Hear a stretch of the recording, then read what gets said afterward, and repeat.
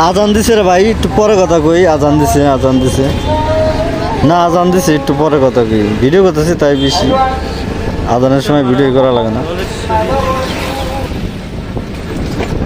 কুইচামারা এলাকার উপর দিয়েই চলে যাচ্ছে এই ধলেশ্বরী ব্রিজ। তো দেখতেই পাচ্ছেন এই ধলেশ্বরী ব্রিজ কিন্তু শুধু এই জায়গায় নয়, আমাদের টাঙ্গাইল নাগরপুরের ভিতর দিয়ে চলে গেছে। আমাদের এলাসিন থেকে শুরু করে লাউহাটি দিয়ে চলে গেছে এই ধলেশ্বরী ব্রিজটা।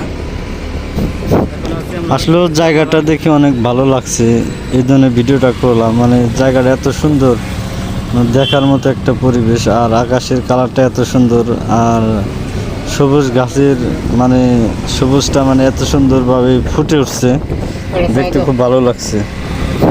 তো গিয়েছিলাম শরীয়তপুর। তো শরীয়তপুর থেকে ফেরার পথে চলে গিয়েছিলাম পদ্মা সেতুতে। পদ্মা সেতুর সেখানে ইলিশ মাছ মারা দেখলাম। তো ইলিশ মাছ কীভাবে ধরে সেগুলো দেখলাম, তো অনেক ভালো লাগলো।